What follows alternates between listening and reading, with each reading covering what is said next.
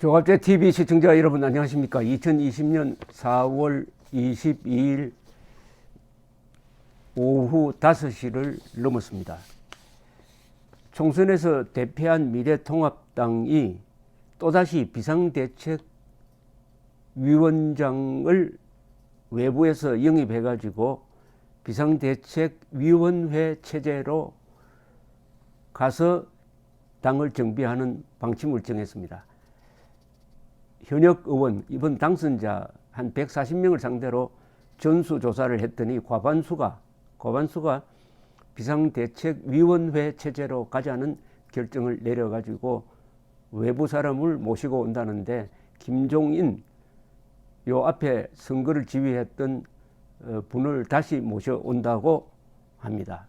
그런데 김종인 씨는 오늘 라디오 인터뷰에서 자신이 대통령 선거까지 당의 전권을 가져야 한다라고 했습니다. 그런데 이분이 이렇게 큰 소리를 치는 이유를 저는 알 수가 없습니다. 이번 선거에서 이겨놓고 그런 이야기를 해야지, 대패의 책임을 져야 할 사람인데 그런 이야기를 할 수 있는지, 여기에 당내에서도 반발이 있다고 하는데, 아직 그쪽으로 가려면은 뭐 전국위원회 소집 등등을 하는 절차가 남아 있다고 하지만은, 현재로는 비상대책위원장 김종인 이렇게 될 것 같습니다. 저는 이 이야기 나올 때 한 며칠 전에 패장 김종인 씨를 통합당 비상대책위원장으로 다시 모시려는 것은 반대한다. 10가지 이유가 있다라고 메모를 해서 글도 올리고 방송을 한 적이 있습니다. 기록을 위해서라도 한 번 더 이 점을 방송을 해드리려고 합니다.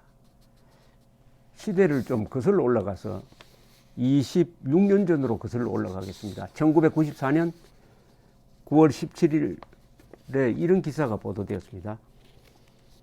안영모 전 동아은행장으로부터 2억 1천만 원의 뇌물을 받은 혐의로 구속 기소되어 항소심에서 징역 2년 6월, 집행유예 4년, 추징금 2억 1천만 원 선고를 받은 김종인 의원 54살 무소속에 대한 유죄가 확정되었다. 김 의원은 금고 이상의 형이 확정됨에 따라 이 날짜로 의원직을 상실케 되었다.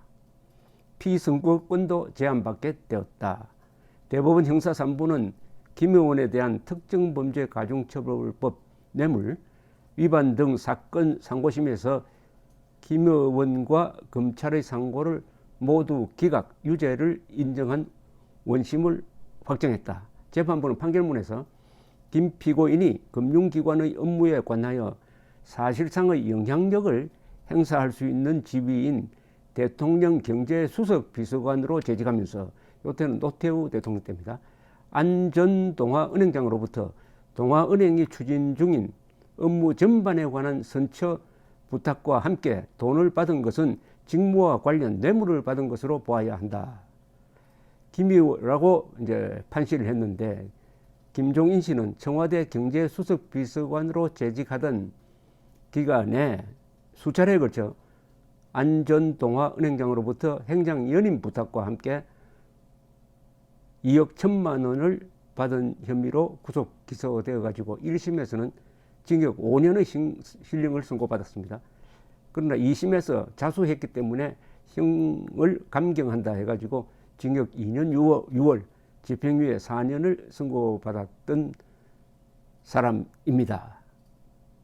자, 이 정도 혐의는 공직자 부패 혐의인데, 이런 경력을 가진 사람이 지금 통합당의 개혁을 주도해야 하는데 설득력이 있을까요? 이 문제를 많은 국민들이 이제 잊어버렸습니다. 26년 전이니까. 그런데 잊지 않고 꼼꼼하게 챙기는 사람들이 있지 않겠습니까? 그 사람들이 바로 집권 세력 아닐까요?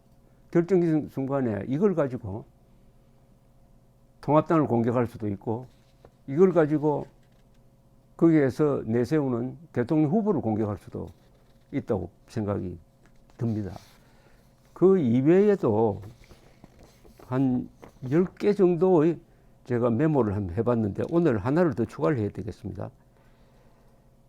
제가 김종인 씨가 비상대책위원장으로 가면은 통합당이나 우파의 미래가 없다라는 말은 안 했지만은 암울하다는 취지의 글을 쓴 적이 있는데 한번 다시 읊어보겠습니다. 1. 김종인 씨는 통합당 패배의 한 책임자이다.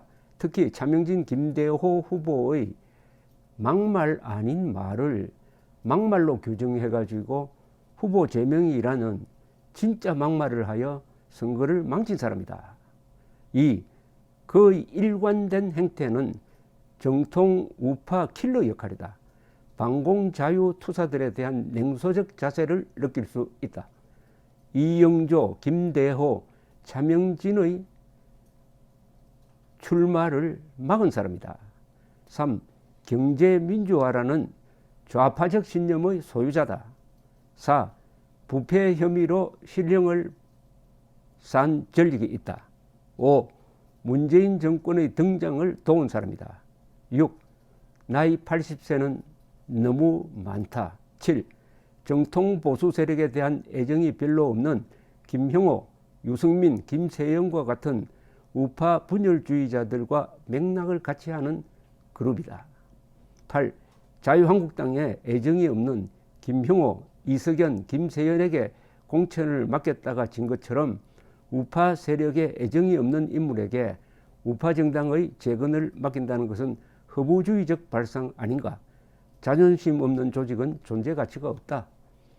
9. 통합당은 오세훈, 나경원 같은 낙선자 그룹에서 비상대책위원장을 뽑는 게 차라리 나을 것이다. 어차피 몇 달 안으로 전당대회를 열 것인데 임기가 남은 심재철 원내대표 주도로 재정비, 전당대회를 앞당기면 공백을 메울 수 있지 않을까. 10. 통합당은 국민 공모 형식으로 비상대책위원장을 뽑을 생각은 없나. 이게 저의 반대론이었습니다.